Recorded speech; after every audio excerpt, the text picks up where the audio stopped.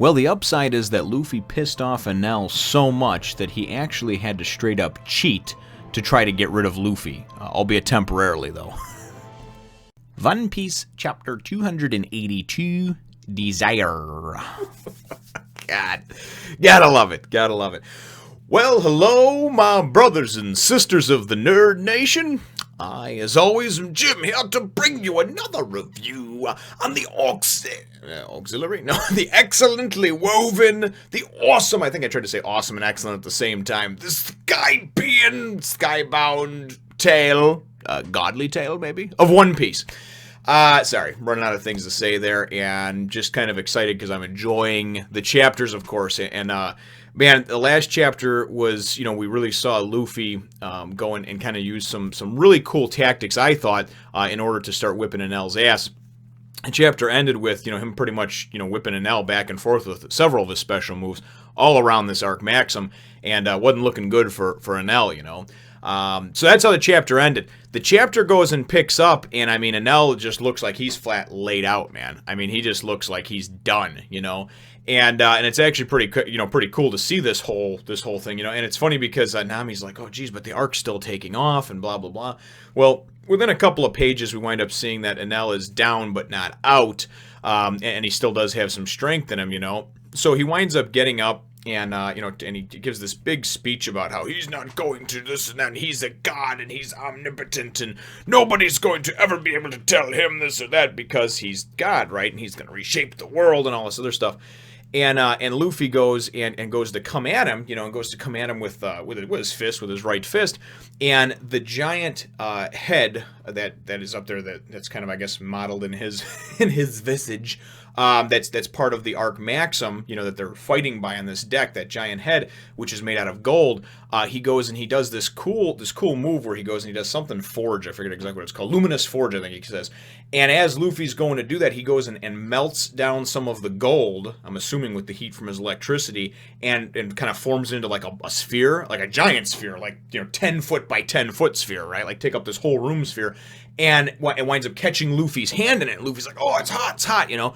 And then he immediately cools it or stops his electricity current or whatever going through it to heat it. So the gold goes and forms around Luffy's hand. So Luffy's got like this, you know, he's got like a ton of gold literally stuck onto his hand, you know what I mean? So Nami's greatest dream ever come true, but Luffy, of course, it's going to inhibit or prohibit his movements and whatnot, and he goes and he's just like, I'm done with this. He goes, I don't need to beat you, and then he explains, he says, but, you know, I can't risk you injuring me again, right, you know, so Luffy's like, damn it, come on, fight fair, you know, and it's great because as he's going and kind of going to push Luffy off the edge, he goes and he winds up, you know, the sphere he winds up kind of throwing over the edge, so Luffy's like, whoa, you know, and he's starting to fall back, and he's hanging over the edge of the deck, and he's just like, yeah, you know, and so since you're the only one that can beat me, you know, and Luffy's like, I'm not the only one that can beat you. There's tons of people that can beat you.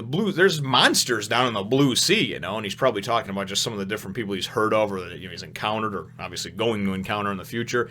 You know, he's just basically trying to let this guy know, like, listen, buddy, I know that you think you're the biggest swinging dick in the world, but you're not. There's other people who could fuck you up big time, you know?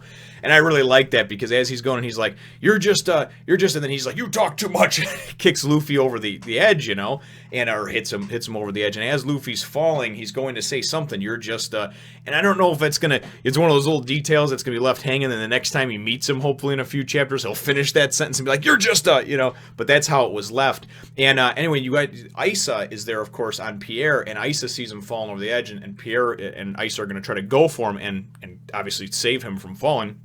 You know, the ark's now several hundred feet up in the air. You see some flashes of people down on Angel Island. They can see the ark in there. You see Robin at one point. She can see this ark and everything. Now it's obviously visible and up in the sky. People are starting to realize that, you know, this is the end. Even the Shandians are starting to get their shit together. Like, we gotta go, you know, forget about the warriors. We gotta go, you know. So don't worry about the war right now. Get the fuck out of here. And that's pretty much what everybody's doing. As Luffy goes and falls over the edge, and then, you know, Nami goes and leans over the edge and says, oh, Isa, Pierre, and this and that, you know. And then Enel goes and he says, "That's the little voice that I heard in my head." So he goes over and, he's of course not going to let anybody get in the way of, Luffy, his enemy, his nemesis, falling over the edge and plummeting to his doom is what he hopes. So he winds up doing his El Thor, big thing that comes down, and you don't see who it hits or how it hits him. You just sort of see like this explosion and like some particles and rocks, And at first I was thinking maybe this idiot went and actually shocked the thing and wound up, blowing the gold ball off of Luffy's hand or whatever. Anyway, we don't see any more of that in this chapter, so I don't really know what happens. I can just only deduce and kind of, figure out what's going to happen, but I hope we find out soon. So it is kind of cool, though, because we get that whole exchange and everything, and then it goes and it takes us back. In a couple of points during the chapter, we saw Conis, and she's heading back towards the Going Merry, where she's left Sanji and of course Usopp, and they were badly injured, but and she left Sue the fox to protect them, to watch over them, I guess. So while she went and warned everybody on Angel Island, so she's making it back there, and she's like vowing in her head. Now all of a sudden she's become this really strong-willed character, which is good. I mean that's nice. Now that the whole place is going to fall apart, it's like, oh geez, now I'm going to rise to the occasion. But nonetheless, she's like, I promised them I would wait for them. I have to help them, obviously, survive, I have to help them get out of here, get them back to the Blue Sea. So as she goes and gets back to the ship, and this is, towards the end of the chapter over here, it flashes back onto the ship, and you get this whole thing where Enel is just like, oh, they're finally gone, and blah, blah, blah, And Nami's still there, right, on the ship. And Nami goes and comes to the realization that even though she was just kind of, she was just buffaloing him anyway, man. I don't think she was ever going to go to begin with. I never really questioned her loyalty anymore, not after Arlong Park. But, she was kind of looking for that opportune moment. And it's funny because she goes and she's like, at this point, she's not even going to play along anymore. She's not even going to play ball, He's just like, she goes on to say, like, listen, you know what good is there being a god and being all powerful and this and that if you don't have anybody, if you don't have anything, you know what I mean? Anybody to surround yourself with. That's great about going to this and doing this and that, but I don't want any of it if I can't be with these guys, can't be around these guys, obviously Luffy and the gang, the Straw Hats, and it's cool because she sees some cool flashbacks of when they're just kind of partying, having the pre-bounty celebration, they're all just having a good time, and she realizes that that's her family, that is what is important to her at this point, and that even dying would not be, as long as she didn't betray herself, I think, and her crewmates, I think in her mind, even dying at this point is okay, because she goes and she says, I don't want to do that, and he's like, oh really, even if it means your life? And then that's when it goes and it cuts to Conis, who they've been showing a few different points during the chapter, and she gets back to the ship, to the Going Merry, and she's like, okay, well, what the hell? She's like, Sue, where did they go? They were injured. They couldn't go, and Sanji and Usopp are gone, right? And she's like, and Sue's like, Sue, and she's like, what the hell? What could have happened to him, So for like a page, I'm thinking, oh my God, what did somebody come kidnap them? What happened? And then the next thing you go and you see, and the chapter ends up, you see a couple of panels, but the last shot is actually of the ark Maxim. Let me see if it shows over here. Yep. The last couple of shots actually are of the ark Maxim over here. And you can go and you can see, if you look in there, you can see it looks like Usopp's that rope grappling hook thing that he used way back when they were fighting Satori in the Challenge of the Ball. About 40 chapters ago, 30 chapters ago. So it looks like Sanji, I'm assuming that's his silhouette right there, is going and climbing up on there. So I'm like, oh man, this is great. And this is the type of stuff that I like, because it was kind of frustrating to see some of the different crew, obviously, and everybody get split up and then get, kind of get injured or get knocked out and what have you, and not really see a whole lot of them being able to work together. And what I like about this is that whatever the story is with Sanji and Usopp, getting up to do this, I don't know. I don't know how they came upon this, or if they just woke up and were like, whatever, we got to go. There's a flying ship. Let's go up on it.